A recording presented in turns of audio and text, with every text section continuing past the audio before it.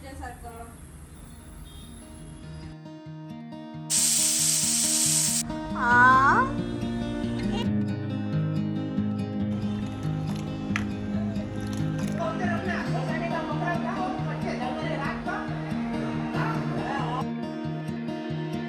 I don't know if I can find my way out.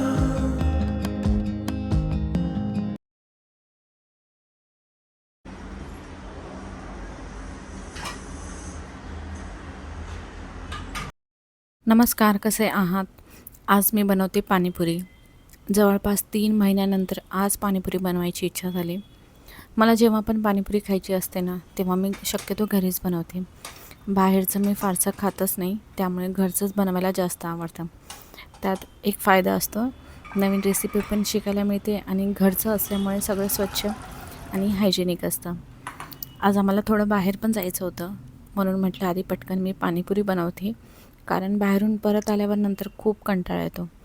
स्वयंपाक करायची माझी काही इच्छा होत नाही. म्हणून मी जितकं बनवायचं असेल तितकं बनवूनच जाते.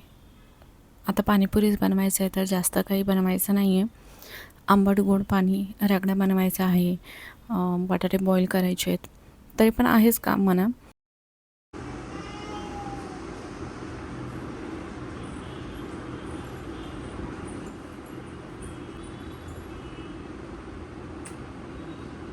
स्वयंपाक बनवते. तू रडते. तू का रडते? कुठं रडते? आज सॅटर्डे आहे आणि आज चिकूच्या क्लासमध्ये मीटिंग आहे. तर त्यामुळे संदीप तिथे गेला आहे. 2 तास लागेल त्याला. डाएट वगैरे त्यांना सांगणार आहे. परत काय कॉम्पिटिशनचं आहे तर त्यासाठी. नाही तर सॅटर्डे संडेला संदीप सांभाळतो आणि मी माझा स्वयंपाक करते. पण आता आम्ही दोघीच आहे घरात, तर तिला सांभाळत आता मला स्वयंपाक करायचा आहे. जाताना तिला झोपून गेला होता. आता ती अर्धा तासात झोपली आणि उठली. आता काही ती झोपणार नाही, तर तिच्याकडे लक्ष देत देत मी माझा स्वयंपाक करते.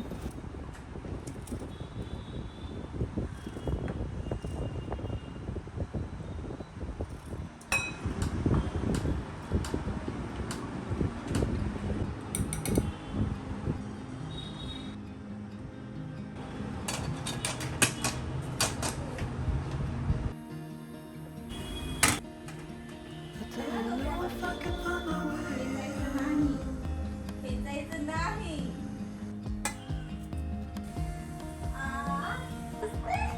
कशी असते? Stuck in the prison of doubt. गाणं बोलते तारा. In this ocean, मला नाही येत तुझ्यासारखं. and everything is growing up tired.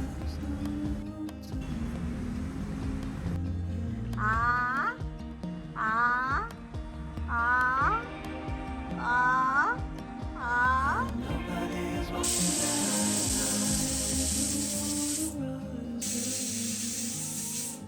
भीती वाटते.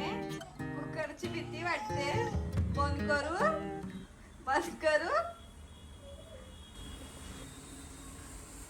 तारा बघा कशी घाबरते कुकरच्या शेतीला. कुकरची शिट्टी, मिक्सर वाजला असेल, एखादी भांडी खाली पडली ना तर ती खूप घाबरते. खेळती असेल ना तरी ती रडायला सुरुवात करते. आता मी सहज तुम्हाला दाखवत होते, पण थोडंसं रडली आणि तिला मी लगेच शांत केलं. त्यानंतर बाकीचं करायला घेतलं.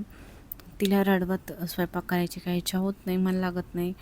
असं ती शांत खेळत राहिली ना तर काही वाटत नाही मग स्वयंपाक वगैरे करायला. कामं काय आपली होतच राहतात.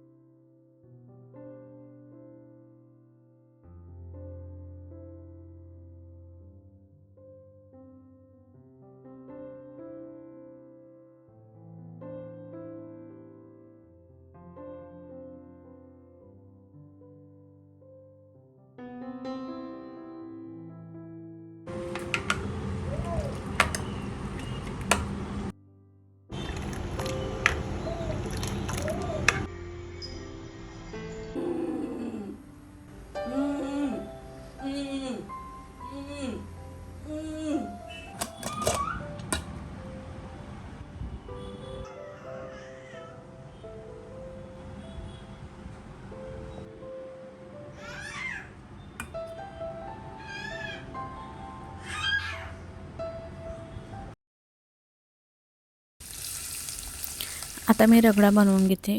आपण जशी भाजी बनवतो तसंच बनवते मी. आलं लसणाची पेस्ट, जिरे, कांदा, टमॅटो, थोडंसं लाल तिखट, कारण आपण पुदिन्याचं पाणी तिखट बनवलेलं आहे त्यामुळे थोडंसं लाल तिखट टाकते आणि थोडंसं धने पावडर, हळद, मीठ आणि बस. बॉईल केलेले चणे आणि थोडेफार बटाटे ते स्मॅश करून टाकायचे आणि थोडी वरतून कोथिंबीर. तर झाला आपला रगडा. हा नंतर खाताना परत मी गरम करेल.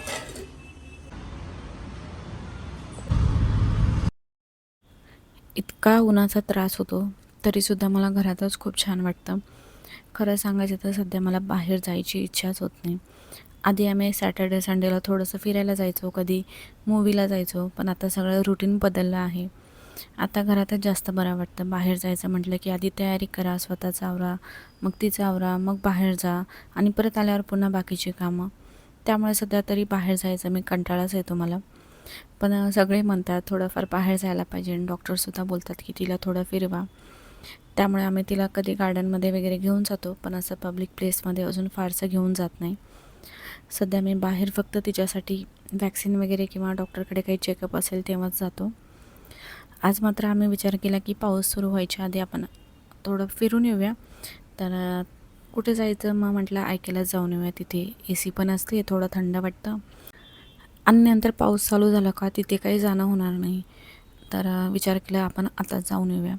तिथे खूप छान छान वस्तू असतात, नवीन काही काय आल्या असतात. तर मला नवीन काही बघायला खूप आवडतं. मी निवडून सगळं बघते. जास्त शॉपिंग नाही केली, पण काही उपयोगाच्या वस्तू वाटल्या मला, तर त्या मी काही घेतल्या. हे काही स्टेनलेस स्टीलची काही भांडी होती, ती ट्रायप्लायची होती, पण ती तशी कधी घ्यायची नाही. त्यांचा ट्रायप्लाय निघून जातो. सॉरी, सँडविच बॉटम तो निघून जातो. आणि मला काही कंटेनर बघायचे होते, असे लीडवाले पण झाकणावाले, ज्यात मला कडधान्ये वगैरे भिजवायचे असतील, किंवा आता मी कसं पाणीपुरी वगैरे त्याचं पाणी बनवलं तर ते झाकायला त्यावर झाकणासहित मला हवं होतं, पण तिथे काही मला आवडले नाही. ते प्लॅस्टिकचे होते. सिरॅमिकमध्ये किंवा काचेचे वगैरे मी बघत होते, पण तिथे नव्हते. माझ्याकडे बाऊल आहेत, पण त्याच्यावरती मला स्टीलची प्लेट वगैरे ठेवावी लागते. त्यासाठी मी बघत होते, पण नाही भेटले मला. आता बघू, ऑनलाईन वगैरे बघेल. हे जे बाऊल आहेत ना ब्लॅक कलरचे, ते चायनीज वगैरे आपण खातो ना, त्यासाठी ते छान दिसतात. आणि त्यानंतर असाच फेरफटका मारला थोडाफार, आणि त्याला इतकी गुणी मुलगी, बापरे, मी तुम्हाला प्रत्येक ब्लॉगमध्ये सांगते, बाहेर गेलो का ती जरा सतवत नाही, सगळं बघत असते ती काय काय आहे. तिला फिरायला खूप आवडतं वाटतं माझ्यासारखंच. तर त्यानंतर काही नाही, असे आर्टिफिशियल फ्लावर्स वगैरे आहेत ते बघत होतो आम्ही. मला हा एक रंग आवडला होता, पर्पल कलर. हा किती सुंदर दिसतो आहे ना. तर संदीपला मी दाखवत होती, त्याला काही दाखवलं ना तर त्याचं मन असतं घे, चांगलं आहे वाईट आहे काय नाही, काय आवडलं का, हे घेऊ का, तर घे असं म्हणतो तो. पण मला जे घ्यायचं तेच मी घेते, उगाच काही घेत नाही. त्यानंतर काही नाही, असंच थोडंफार काही सामान घेतलं आणि त्यानंतर आलो आम्ही. घरी आल्यानंतर पाणीपुरी खाल्ली, थोडंसं तारक मेहता वगैरे बघितला. जेव्हा पण आमची पाणीपुरी किंवा अशी खाली बसून जेवणाची बैठक असते ना, तेव्हा आम्ही तारक मेहता का उलटा चष्मा लावतोच, ते बघत आम्ही खात असतो. त्यानंतर जेवण वगैरे केलं आणि नंतर मग आम्ही एक वेबसिरीज बघितली होती. जेव्हा पण आम्हाला मूवी किंवा वेबसिरीज बघायची असेल तर आम्ही शुक्रवारी किंवा शनिवारीच बघतो.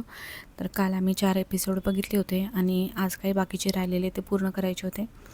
लॉकडाऊन लागल्यापासून आम्हाला हे मूवी वेबसिरीजचा खूप वेळ लागलेला आहे. चिकू काल झोपला होता, त्यामुळे त्याने काही वेबसिरीज बघितली नाही.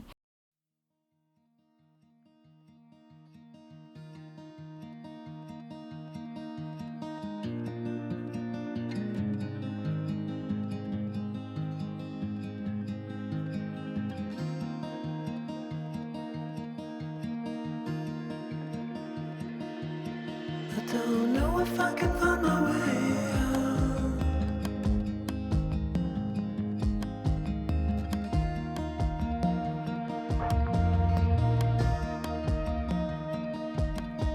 I'm stuck in a prison of doubt. He web series खूप छान आहे, सोनाली बेंद्रेची. शेवटी तर मला खूप रडायला आलं. तुम्हीसुद्धा बघाल ना तर तुम्हालाही रडायला येईल. यातून एक गोष्ट जाणवली मला, आपल्या मुलांना कुणासोबत ठेवायचं नाही, कुणावर विश्वास ठेवायचा नाही आणि त्यांना कधीच एकटं सोडू नये आणि कधीच त्यांना एकटं कुठेच पाठवायचं नाही. कोणाच्या भरोशावर सुद्धा आपण त्यांना पाठवायचं नाही. आपण आपल्या कामातून वेळ काढून त्यांच्या सोबत आपल्याला कुठे घेऊन जायचं असेल, क्लासला, शाळेत, तर तिथे घेऊन जायचं. आपण अशी तर काळजी घेतोच, पण ही वेबसिरीज बघून आपण अजून जास्त काळजी घ्यायला हवी मुलांची. आणि नेहमी त्यांच्या आसपासच राहायला पाहिजे ना. पण घरातसुद्धा असे लोक असतात, तर त्यांच्याकडे सुद्धा आपल्या मुलांना एकटं सोडायचं नाही. या वेबसिरीजमध्ये जी 2 मुलं आहेत ना, भाऊ बहीण, खूप छान त्याने ॲक्टिंग केली आहे. आणि शेवटी काय होतं, जे घडायचं नाही तेच घडतं. आणि मग एंडला इतकं इमोशनल झालं, खरंच शेवट बघताना खूप रडायला आलं.